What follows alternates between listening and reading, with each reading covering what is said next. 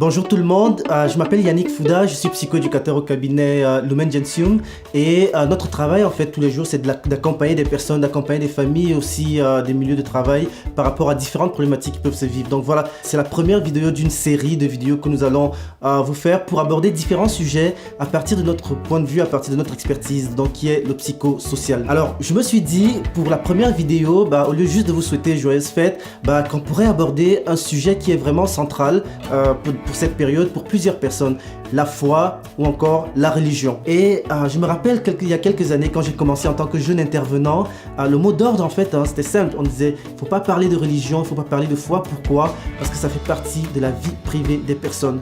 Or, je me suis rendu compte, après avoir suivi ce conseil, qu'il y avait des personnes pour lesquelles la foi était centrale. Et que si dans le cadre de mon accompagnement avec eux, je n'abordais pas cette dimension, je bloquais, mon intervention bloquait et je n'arrivais pas à les aider à pouvoir vraiment traverser la crise, le défi qu'ils avaient devant eux. Donc voilà pourquoi j'ai décidé d'aborder la foi aujourd'hui. D'ailleurs, une des choses peut-être que vous savez déjà, lorsqu'il y a eu en fait des jeunes qui ont failli partir en Syrie dans le cadre du djihad, comme on dit couramment, il y a eu une enquête qui a été menée par le Centre de prévention de la radicalisation menant à la violence. Et qu'est-ce qu'ils ont dit? Ils ont dit en fait qu'un des défis de ces jeunes était de trouver des lieux où ils pouvaient parler de leur foi, questionner, discuter un peu de tous ces éléments qui faisaient partie en fait de leur quête de sens. C'est un sujet qui est présent dans la vie de plusieurs et qui est présent dans nos sociétés actuellement. C'est très politisé, mais on n'aborde pas ça dans le fond. Voilà. Alors moi, ma démarche aujourd'hui en quelques minutes, c'est vraiment de vous montrer le côté positif de la foi selon ce que nous on voit quand on est en consultation avec les personnes et qu'on essaie de les accompagner. Donc voilà. Alors, première chose qu'on voit par rapport à la religion, c'est que si vous venez me voir et que vous avez des difficultés, peu importe, la première des choses, mon premier souci en moi en tant qu'intervenant, c'est de me dire, est-ce que cette personne est soutenue? Est-ce qu'autour d'elle, il y a un réseau social qui est capable de l'accompagner et de soutenir dans l'épreuve ou dans les défis qu'elle est en train de traverser? Alors si vous me dites que vous n'avez personne, pour moi ça allume des lumières rouges, ça me dit que il faut faire attention parce que cette personne n'a pas de soutien et ce sera un peu plus difficile de l'accompagner. Alors ça c'est la première chose. Et ce qu'on constate, c'est que les personnes qui ont une pratique religieuse, souvent qu'est-ce qu'ils font, c'est qu'il y a un réseau social qui est développé, il y a une communauté qui les entoure, en autant que cette communauté soit effectivement saine et que à travers cette communauté, ils arrivent à avoir différentes ressources et à pouvoir en fait avoir un nombre non seulement d'informations mais aussi de soutien qui va pouvoir les aider. Donc ça c'est vraiment le premier rôle qu'on voit au niveau des personnes qui religieuses, si on peut dire ça, ou qui pratiquent la foi. C'est cette capacité d'avoir un réseau social. Alors vous me direz, bien sûr, moi je trouve ça dans mon club de golf, je trouve ça dans mon cours de chant, je trouve ça évidemment, oui, c'est un aspect qui est transversal et on peut le trouver dans toutes les communautés où nous faisons quelque chose de bien ou d'intérêt.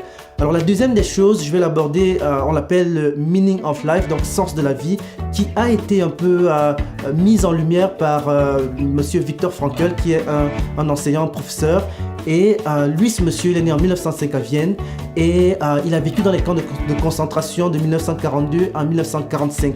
Alors, ce qu'il a constaté en étant lui-même dans les camps de concentration, c'est que les personnes qui étaient les plus robustes, c'est-à-dire qui étaient dans l'action et qu'on aurait cru auraient tenu bon durant le temps d'épreuve, étaient les premières personnes qui mouraient souvent dans les camps de concentration. Mais que celles qui étaient apparemment plus fragiles avaient, durant ce défi, durant cette épreuve, développer une force intérieure qui leur permettait de traverser.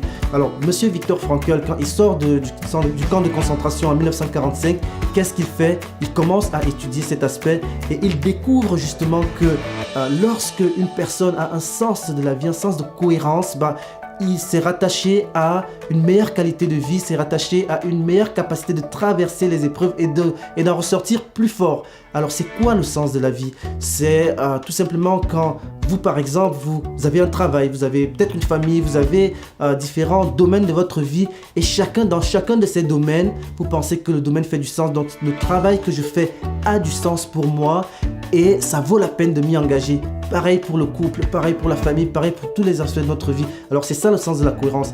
Et ce qu'on constate, c'est que pour les personnes qui sont religieuses, qui ont une vie de foi, bah ça, la foi nourrit cette dimension de sens de la vie et ça va rendre ces personnes beaucoup plus résilientes, donc beaucoup plus capables de traverser des situations de la vie. Donc voilà, alors ça nous renvoie un peu à nous-mêmes, hein, c'est-à-dire que comment nous construisons le sens dans notre vie, que ce soit à travers la foi, la religion, donc pour ceux qui l'ont, ou à travers d'autres événements, d'autres situations qui peuvent aussi nourrir cela. Donc, c'est un peu ce que je voulais aborder avec vous aujourd'hui. N'hésitez pas à commenter, à poser des questions. Ça me fera plaisir de répondre à vos questions. Donc, soit ici directement sur YouTube ou sur la page Facebook MyLumen, donc MYLUMEN. Vous avez aussi accès au site internet mylumen.ca avec différentes ressources. Donc voilà, alors je vous invite à pouvoir poser des questions ou à nous suggérer des sujets si vous voulez qu'on en aborde d'autres. Nous vous souhaitons un très bon joyeux temps des fêtes et au plaisir de vous retrouver pour une prochaine vidéo.